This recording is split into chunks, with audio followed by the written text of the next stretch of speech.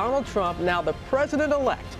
And across the country, parents with big questions about what to say to their kids, how to deal with those tough talks with your family coming up. And it's not so much that Donald Trump won. He won fair and square. It was the language and the tactics that were used during the campaign, or as he called it, the movement, that some parents are having a tough time in explaining to their children. We'll get them some good advice coming up. Also, Donald's own family supporting him down to the wire. Of course, the person he thanked front and center, his wife, Melania.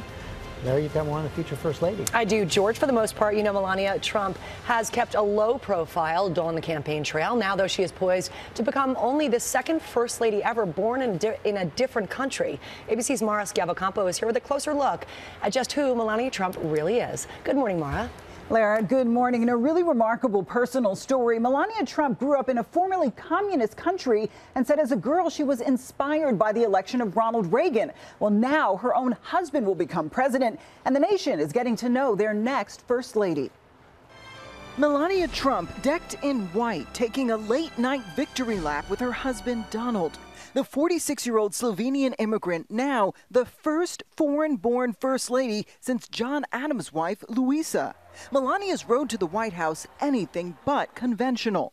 She met Trump in 1998 when she was modeling in New York, the couple marrying in 2005 and welcoming son Barron a year later. Melania telling ABC News he was the reason she was largely absent from the campaign trail. My priority is my son Barron, our son Barron, and I support him 100%. In July, she was greeted warmly as she took the stage at the Republican National Convention. But her words widely criticized for bearing striking resemblance to Michelle Obama's 2008 DNC speech. You work hard for what you want in life. That your word is your bond, that you do what you say you're going to do. That your word is your bond, and you do what you say. After that, Melania kept a lower profile, but just last week hit the battleground state of Pennsylvania to campaign for her husband, showing voters her more personal side.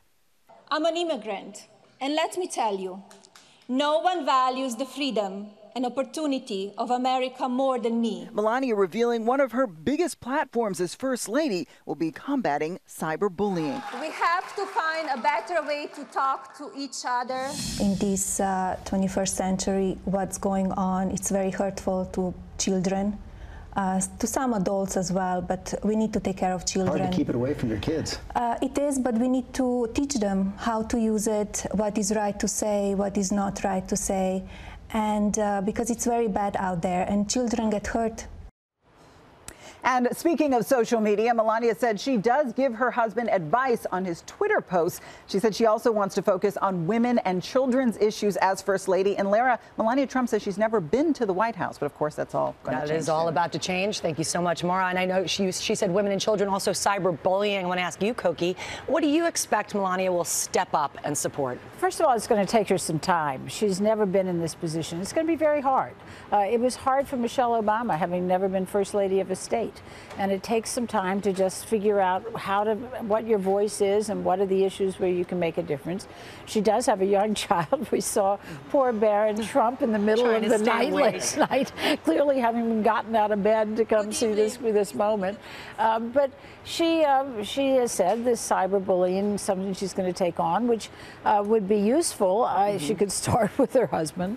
But she also, when she says women and children's issues, there are lots of those that she can certainly take up. Michelle Obama has said that it will be her life's work for the rest of her life to promote Let Girls Learn, which is keeping girls in school around the world. She and Laura Bush have worked together on lots of issues involving women and children. Maybe Melania Trump will be able to fall into that groove, but it will take her some time. And we did not see a lot of her on the campaign trail. You mentioned it will take her time to find her footing.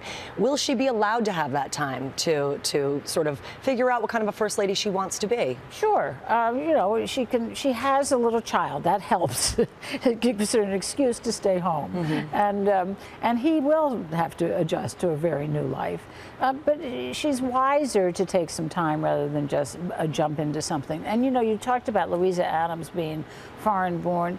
She was the daughter of the American consul in London. She a little experience. Well, she was, and then her husband was in Congress and in the State Department, Secretary of State before she went to the White House. So she was not anywhere near as foreign to America as Melania Trump is. Yeah. But as you pointed out, I mean, Michelle Obama, she came out in force towards the end of the two terms. But in the beginning of the presidency, she kind of cocooned. She did. In that White House. She did. And part of it was she had gotten a lot of heat during the campaign. And I think that was very difficult for her. And so she took her time. She did have very young children. And she took her time to figure out where she could really make a difference. And she did consult with other people, including Laura Bush, about where she could be useful. And I think that it would be wise of Melania Trump to do the same thing. And she probably will, because she has talked about how she respects and admires. Admires her. So I'm sure that she will reach out, and Michelle would be very gracious. Of course she would be, totally. Yeah. I mean, you know, here we are now. You know, he is the president-elect. And now it is time, you know, even though it's going to be very, very difficult in this very divided nation.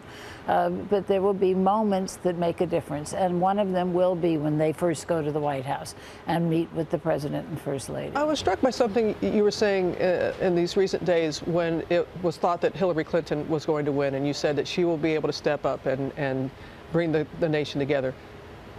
Donald Trump's victory speech was very much what people needed to hear. Absolutely. And their hopes that will be a tone that he will maintain. But now he needs to take some symbolic actions and then some real ones. So I think symbolically, Stephanie Cutter was saying earlier, and she and I had talked about it, he should invite Khizr Khan to his house and meet with him, the Gold Star family, and talk about the importance of their son and apologize actually for the things he said.